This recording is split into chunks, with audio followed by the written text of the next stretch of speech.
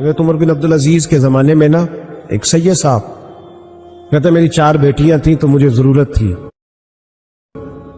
میری کوئی مدد نہیں ہو رہی تھی، میں درود شریف پڑھتے پڑھتے سو گیا تو مجھے خواب میں محبوب پاک کا دیدار نصیب ہوا۔ فرماتے میں نے استغاثہ پیش کیا کہ حضور پریشان ہوں، بیٹیوں کا باپ ہو، تو نبی پاک علیہ السلام نے فرمایا تو عمر بن عبدالعزیز کے پاس جا۔ عمر بن عبدالعزیز وہ باکمال شخص ہے جو روزانہ 10 سپارے قرآن پاک کے پڑھتا ہے، 10,000 بار مجھ پر درود و سلام پڑھتا ہے۔ کتنے سپارے؟ ہم تو خیر سارے مصروف ہیں، 10 لائنیں بھی نہیں پڑھ سکتے، ہم تو بڑے بیزی لوگ ہیں۔ ہم قرآن شریف پڑھیں گے تو فیس بک کون چلائے گا؟ ہم اگر قرآن شریف پڑھیں گے تو وہ واٹس ایپ پہ ٹائم کون دے گا؟ ہم تو بیزی ہیں، بہت زیادہ مصروف ہیں۔ ہم اگر تھوڑی دیر قرآن شریف کھولیں گے تو وہ جو سیاسی تبصرہ سارا دن کرنا ہوتا ہے وہ کوئی گرنا نہ جائے کوئی آسمان سے چیز، ہم تو مطلب بیزی ہیں۔ بادشاہ وقت کے بادشاہ 10,000 مرتبہ درود و سلام، اللہ اکبر۔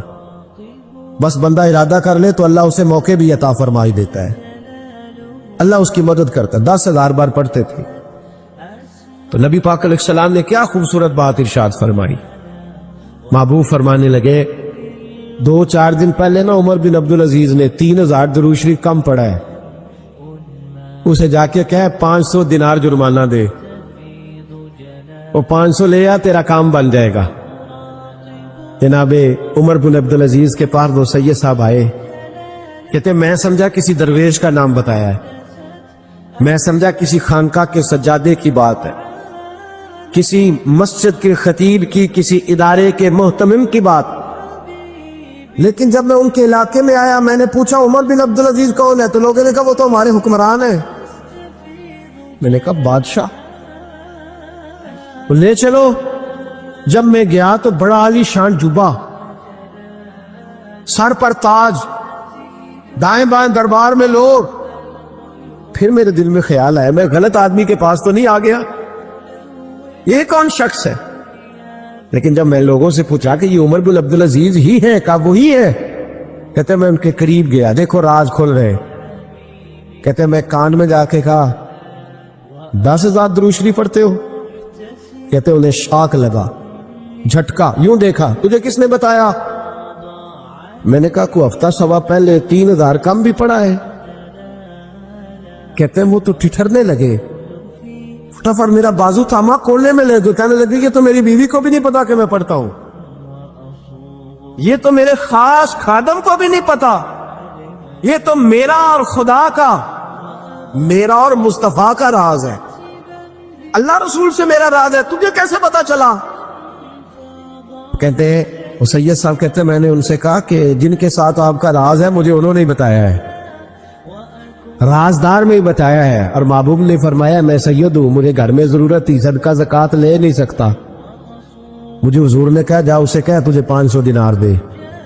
اگرچہ اتنی ساری نعمتوں میں یہ ایک نعمت ہے، لیکن آپ آنکھ نہیں ہے تو آپ کو تو اپنوں کا احساس بھی نہیں، آپ تو اپنوں کے چہرے بھی دیکھ نہیں پائے۔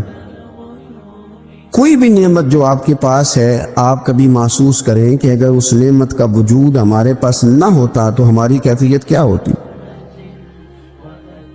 یہ سانس ہے، ہم 2 دفعہ سانس کا استعمال کرتے، ایک دفعہ اندر جاتی ہے اور ایک دفعہ باہر آتی، اگر اندر نہ جائے تو بھی مسئلہ ہے، چلی گئی ہے لوٹ کر باہر نہ آئے تو بھی بہت بڑی مشکل ہے۔ تو اس کا اندر اور باہر جانا یہ زندگی کا احساس ہے۔ اگر کبھی سانس اکھڑنے لگے اور آپ کے سینے میں آپ کی سانس اٹکنے لگے تو ایک بہت بڑی تشویش ہے، ایک بہت بڑی آکسیجن ہے، پوری طرح سے انسان کو قید کر دیا جاتا ہے، اور وہ کہتا ہے کہ میرا تو سارا وجود سلامت ہے، ہاتھ کام کر رہے ہیں، پیر کام کر رہے ہیں، آنکھیں کام کر رہی ہیں، زبان کام کر رہی ہے، سب کچھ ٹھیک ہے، صرف سانس اکھڑ گئی ہے۔ تو انسان محسوس کرتا ہے کہ یہ ساری چیزیں سلامت ہونے کے باوجود میرے کسی کام کی نہیں۔ آپ کے پاس جتنی بھی نعمتیں ہیں ان کو اگر آپ شمار کریں تو کبھی آپ کہیں گے کہ ساری نعمتوں میں آنکھ زیادہ ضروری ہے، کبھی کہیں گے کان زیادہ ضروری ہے، کبھی کہیں گے زبان زیادہ ضروری ہے، کبھی کہیں گے دل زیادہ ضروری ہے، کبھی کہیں گے روح زیادہ ضروری ہے۔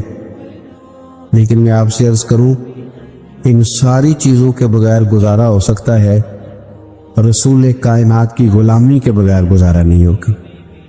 کیوں؟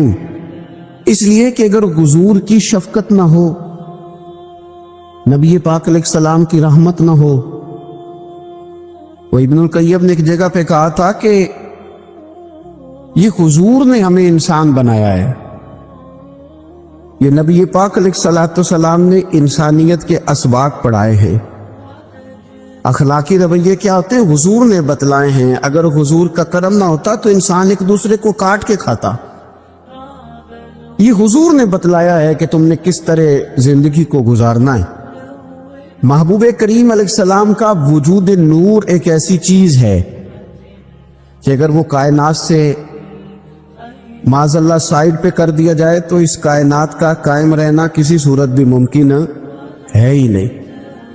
اسی لیے تو اقبال نے کہا تھا کہ ہو نہ یہ پھول تو بلبل کا ترنم بھی نہ ہو، چمن دہر میں کلیوں کا تبسم بھی نہ ہو نہ یہ ساکی تو پھر میں بھی نہ ہو، خم بھی نہ ہو، اور بزم توحید بھی دنیا میں نہ ہو، تم بھی نہ ہو۔